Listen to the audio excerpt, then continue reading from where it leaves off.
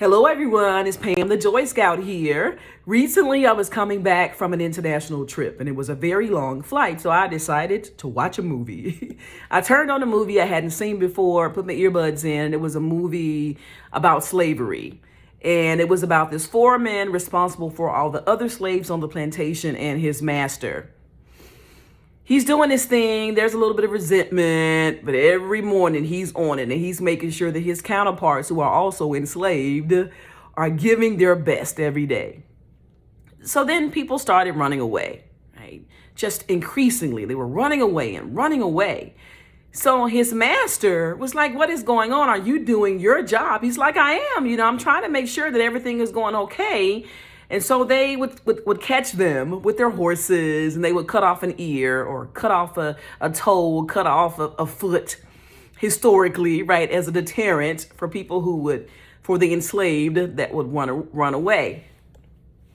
And so one day the governor got wind that this particular plantation had so many slaves running away. And so the governor was like, I want to meet with the master because this isn't going to work for me. We can't have all these enslaved people or slaves, or I'm sure they said, running away.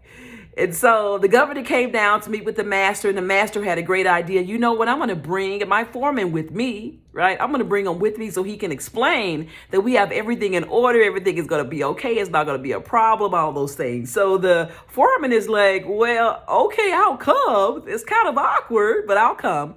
So he does. And they have this big feast, right, in the master's mansion. This wonderful, wonderful big feast like the Last Supper. So the governor begins to talk to the foreman and he says, listen, what is going on with the slaves? And of course, the foreman kind of looks at him like, we're all in slavery, sir. We're enslaved, sir. Like, what do you mean? What's going on? So he's saying, why are they running away so much? I thought you all had a handle on this. Are you not doing your job? He's like, yes, I'm doing my job, but it's the conditions, sir. And so the governor says, boy, what are you talking about the conditions, as if he had never heard of it before. So he's saying it's long hours and it's hot and all those things. So the governor gets upset, like, what? Like, what's going on? I didn't, wait. So he gets all upset and he, pounces on the table with his fists and then the dinner ends. And so now the master's upset.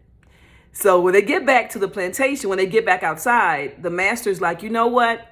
I was allowing you to keep your daughter with you, but since you messed up so much with the governor and our dinner, I think I'll put her in my house now. If you know history, you know what it means, right? For a young adolescent, enslaved person to be put in the house with the master. It's rape, it's harm, it's all those things. So she finds out and she's like, I'm not going in there. I'm not going in there. So he's like, you're going to have to go. I'm sorry. I tried to protect you, but you're going to have to go.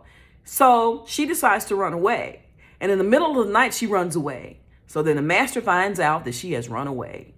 And he tells his foreman, the keeper of the slaves, when I find her, I'm going to kill her.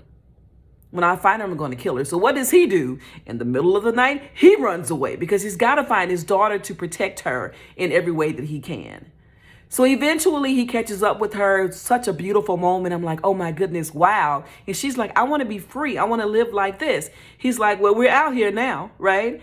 So they eventually catch up with this maroon, this community of people who are formerly enslaved. They ran away, otherwise want to be free, just want to be free. And they accept them. And so they're living off of the land. There's this beautiful community of love and togetherness and support. And then one morning, early morning, they all hear gunshots. And they know what that means. So all of them from that one community begin to run in the same direction. All of them in the same direction. You have mothers and their daughters and babies with their fathers. They're all going in one direction. So of course, the dogs and the horses and all of the men on the horses catch up with them and they begin to encroach on them. And as they're encroaching, this community of people who just wanted to be free begin to back up more and more. And then out comes the brand new keeper of the slaves, the brand new foreman. He goes, what's wrong? Look at me. I'm fine. They're not going to harm you. Look at me. I don't have a horse. They made me walk, but look at me. Come with us. We'll take care of you. It's not what you think. So one by one, all the families began to back up even more. And they would hold hands and they jumped. They jumped. The next family would jump. Baby, daddy, mother, they would jump. And in my mind, I was thinking, they've got boats. They all had a plan. They ran in the same exact direction until the foreman, the former keeper of the slaves, looks at his daughter, and the look of peace in their eyes told me this was different.